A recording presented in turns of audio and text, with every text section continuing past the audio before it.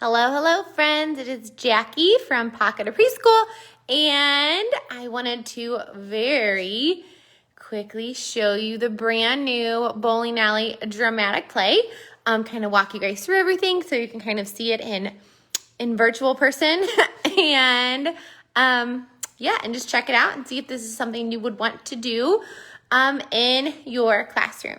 So this is Bowling Alley Dramatic Play. It's in the Dramatic Play bundle. So if you own the bundle, just go download it again. If not, the link is at the top of this post. So I know a lot of people do creative curriculum or do like a ball study or a sports theme. So this would be perfect to go with that. So I'm just gonna walk through kind of all the things. So we have our bowling lanes. Now I have enough room in my classroom to do 2. You can also do 1. These were super simple to make, you guys. These are those tri-fold cardboard boards from the dollar store. I just took 2 of them and I outlined them with tape, and then I put lane 1 and lane 2 signs on them. And then we have our bumpers, which are pool noodles from the dollar store. And then I put some tape on the ground so they kind of have a visual spot so kids can kind of know where to put the gutters for the bowling alley. And then we have the pins. So these pins are from Target. I just got them. But I wanted to sneak in more math. So they have to match up the numbers. And when they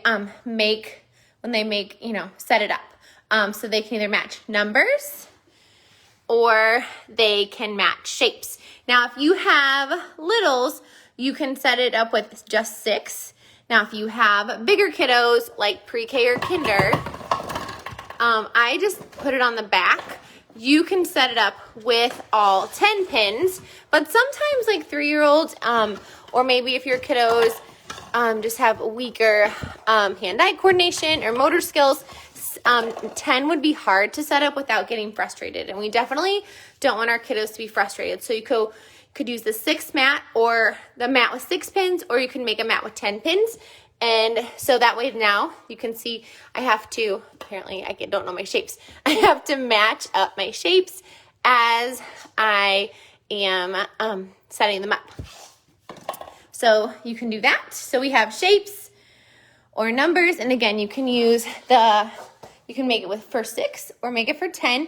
Now, if you have little guys who are working on colors, you could also do colors. And again, you could do a 6 or with the 10 pins. And then if you have kinders and you're working on color words, you can match up color words to your pin. So now we're sneaking in even more literacy through play, because I know we're starting to get more play back in our kinder classrooms, which is awesome. Here's the bowling set I got. I can't find it on Amazon, so it's just at Target, but I mean, I'm sure any bowling set would work, but it's the Chuckle and Roar brand, and it's just a 10-piece bowling set. I bought 3, but that's just because I wanted to show you guys the different setups, but you could either just buy 1 set or 2. And I want to say they're like $10 a piece. Or if you want to make your own, this is just a bottle of creamer, and I put some white paint on the inside, and I just shook it up. You can tell I missed a spot.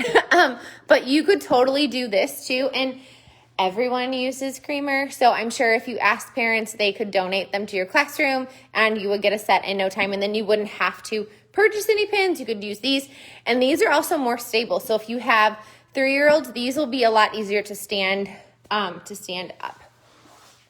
So that is one way we're sneaking in some math. Another way we're gonna sneak in math is they're gonna keep score. So there's a couple ways you can keep score. So you can either do it with a scoreboard that looks like this, so they can literally flip over how many pens are standing.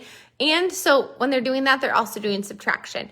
So if they knock over 4 pens, there's 2 left. So 6 minus 4 is 2. So they would put up 2 on the thing. So however many left standing, they could put up on their scoreboard. So they could do this. So they could literally flip the numbers.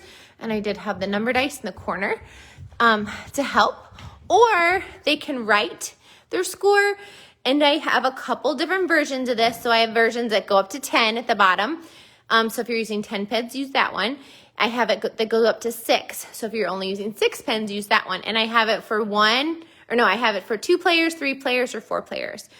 So there's different scoreboards you can use. So pick the scoreboard you want to use. And honestly, you guys, even if they're not using the scoreboard correctly, honestly, as long as they're talking about math, counting pins, subtracting, doing all of those things during play, like I would be happy. If they forget to do it every time, no worries. But we just want them counting and learning through play. So there's 2 different ways they can keep score. Now, when you go to a bowling alley, you also need a bowling bag. So lunch boxes work perfect. I took my kiddos' lunch boxes, and the bowling balls fit in there perfect. And I just have them on my stand in the middle. And then I have these little trophies from the Dollar Tree right there. And then we have our prices, so they have to pay for their game. And then I wanted, the balls are different weights at the bowling alley. Well, obviously mine are all the same weights, but we can still add numbers to them. So they can say, oh, I'm using the number 3 bowling ball, or I'm using the number 6 bowling ball. So that's another fun way. And anything I taped on, you guys, I did not laminate. So I just printed on regular paper and taped it on. So to the pins or the balls. And then for bowling shoes, now I know we may not be able to do this right now with COVID, but hopefully we'll get back to having dress-up clothes and things back in dramatic play. I just took some of my shoes so they can slide them on their feet, and I put size numbers so they can say I need number 1 shoes, number 2 shoes, and they also have to match the shoes. So even if they grab both these, they're going to say these don't match and the numbers don't match, so then they have to find the matching pair. So that's lots of matching, lots of numbers. And then if you wanted to, now this is totally optional, there's always an arcade at the bowling alley. So I just got this go fishing game that they could play, or they could make marble mazes. This is those dollar store Lego boards, or like baseboards. So they could make the boards. So that would be STEM and engineering and blocks that they're doing.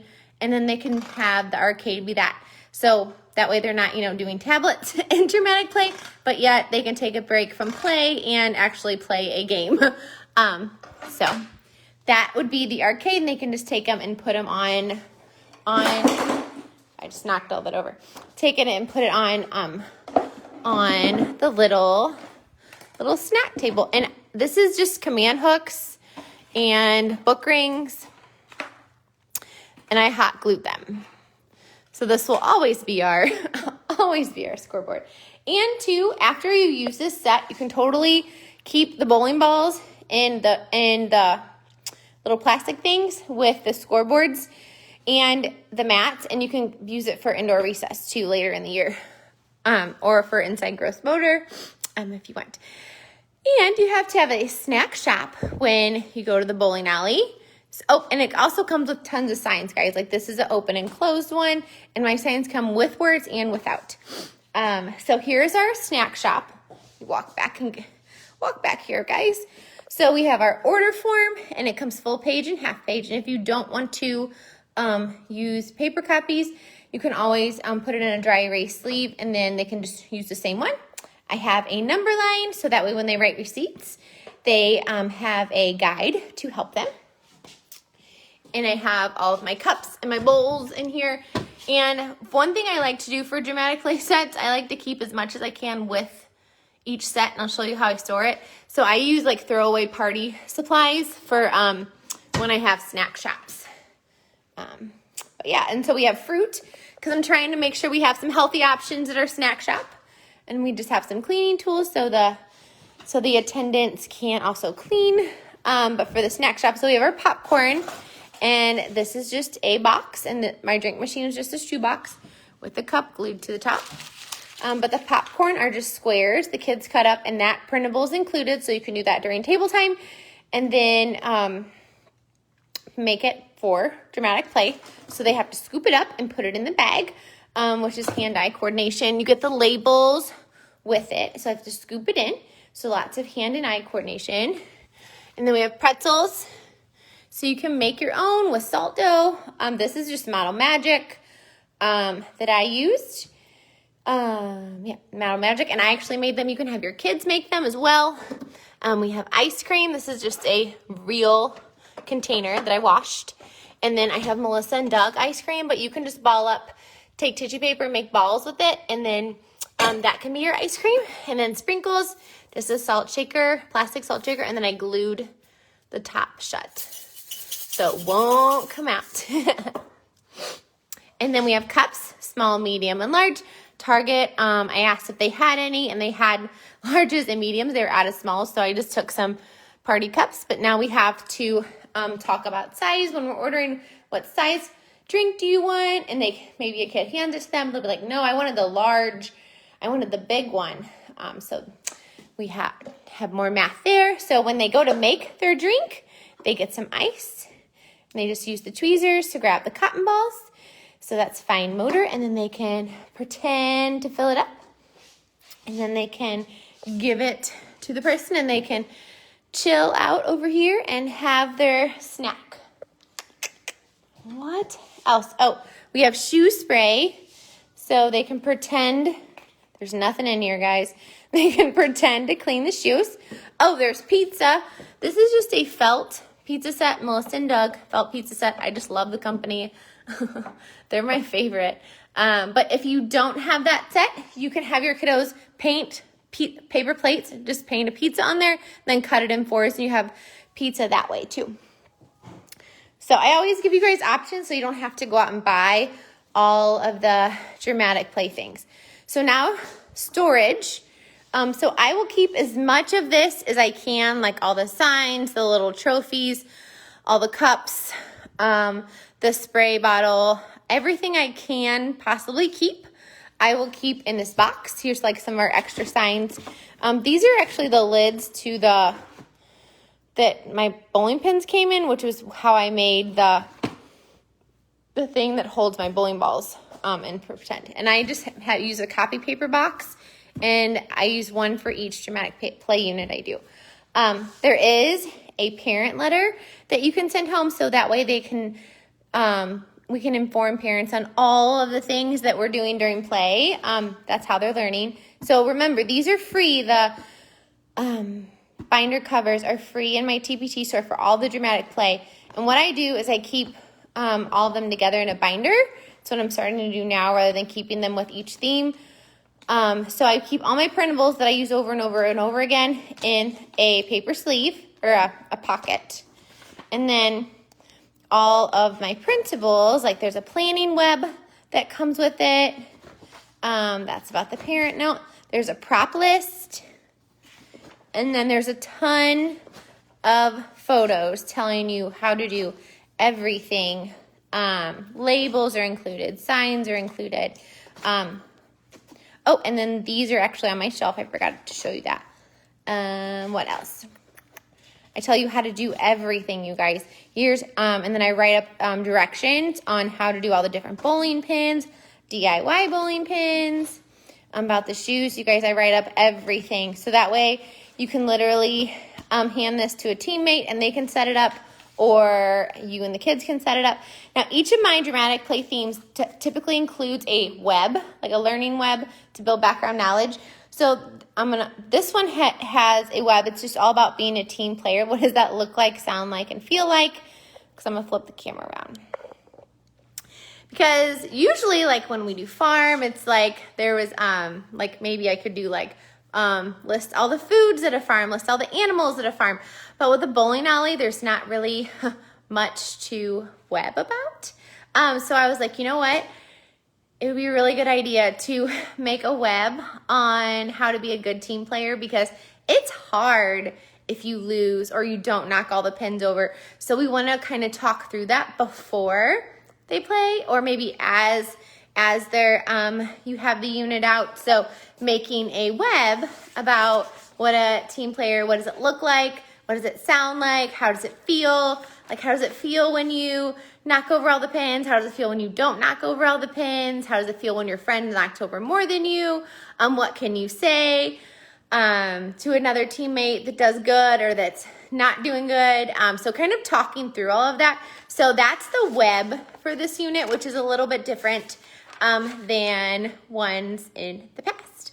So I hope you guys love the dramatic play unit as much as I do. I'll do another quick kind of sweep through, but it's half off I'm gonna do it until probably Monday night at midnight. I'll do it half off, okay? And if you guys own the bundle or the giant curriculum bundle, it is in there too. So I'm gonna flip the camera around, give you guys one more kind of back view. And again, you don't have to have all of this out. If you think this would be too much for your kiddos, you can definitely have less. Like maybe you don't want the bowling shoes. Maybe you don't want the arcade. Maybe you don't want a scoreboard. You make it how complex or how simple you want it and how it works for you and your kids. So I hope you guys love it. Grab it on TPT or in the bundle, and I will talk to you guys soon. Bye.